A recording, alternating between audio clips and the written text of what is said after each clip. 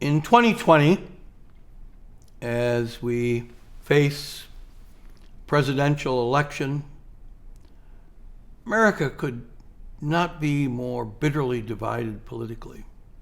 Issues of impeachment of the president, different approaches, starkly different philosophies of government seem to have divided our country, in such an extreme way.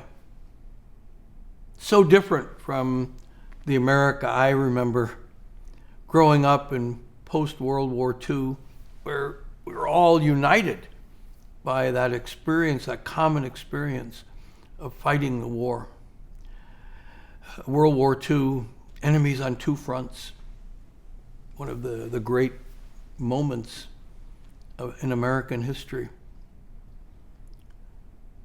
So, looking back, I said, how is it? How did we get to this? How did we get to this point? And I think back to the Vietnam War and the immediate aftermath. 1977, I was part of the first post-Vietnam War delegation sent to Hanoi by President Jimmy Carter. Never been to North Vietnam, never been to Hanoi. Mysterious, forbidden place. And when we got there, and the delegation was headed by labor leader, political appointee Leonard Woodcock, wonderful man, head of the United Auto Workers Union.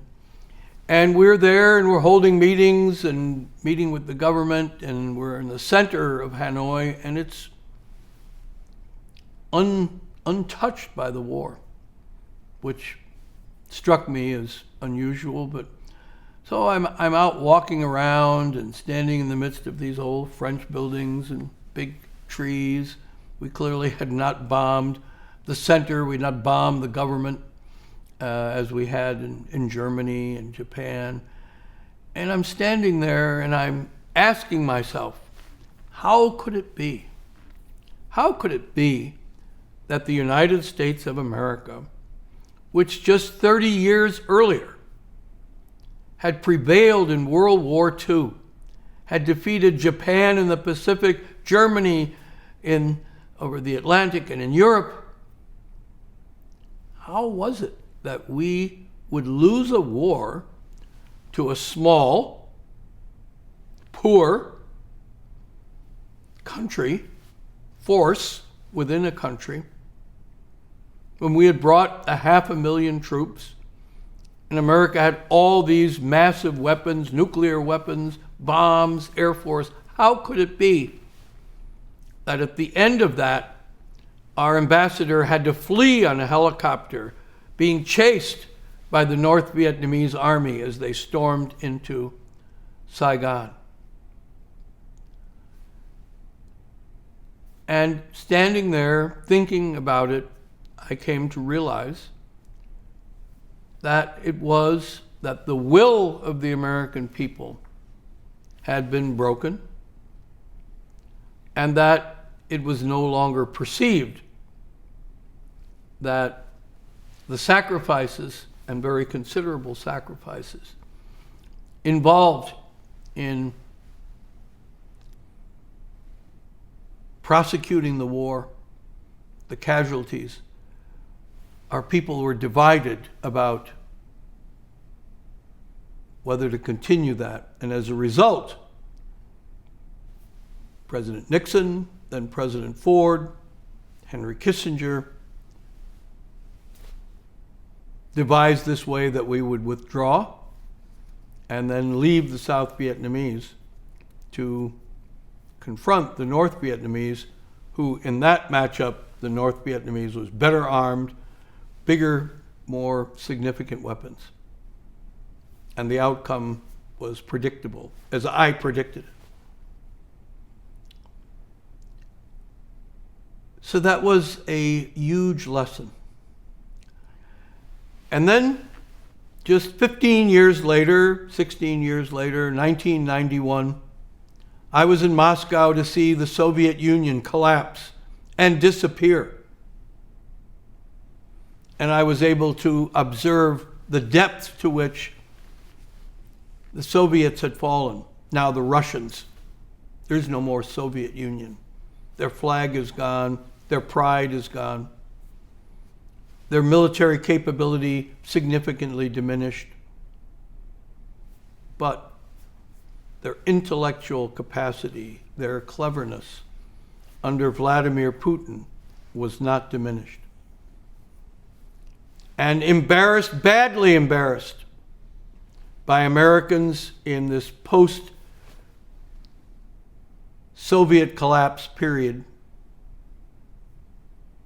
where in the West, in America, it's a triumphal moment. We've won the Cold War. Were the seeds of dissolution, because Vladimir Putin understood that lesson from Vietnam, that no matter how strong America was militarily, no matter how many nuclear weapons, how big the army, the Air Force, how many planes, how many ships, if you can divide the American people and take away their will, a lesser country, and clearly Russia is now a lesser country, can prevail.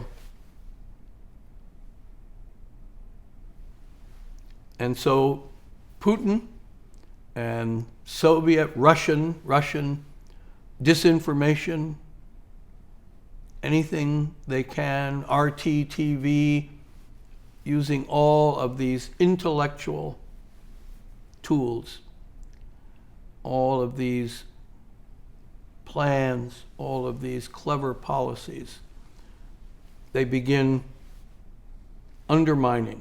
How can they reach into American society? How can they impact? And what's happened is that over time, through these clever stratagems, they have called even the reliability, the validity of American elections into question, so that whatever happens in future elections, it'll be possible for candidates who appear to have lost to say, no, there have been cheating going on, that the election results in this state or that state aren't valid. The Electoral College outcome isn't acceptable. And Putin, who made peace with China, from which they had been estranged, makes peace with Xi Jinping. So now China and Russia are both more cooperative and allied against the United States. And so, ever since that collapse of the Soviet Union, because it was the threat of the Soviet Union that kept Americans together, that kept conservatives and liberals and progressives, Republicans and Democrats all united, because united, we have to be united in order to withstand the Soviet threat. But when the Soviets are gone and we triumphantly celebrate, we won the Cold War, the Berlin Wall is down, history is going in our direction, in that were the seeds of the dissolution. Because now foreign affairs was no longer what the impact was in Moscow or Beijing or Paris.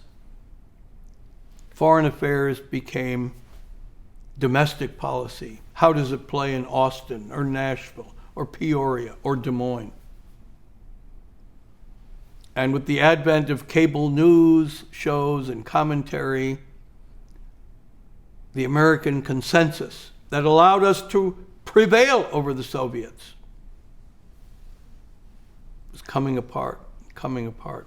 And I remember seeing this when I worked for secretaries of state, and their chief political advisors went from being foreign service officers or diplomats, foreign policy experts from private sector, from academic world, to being public relations and press advisors.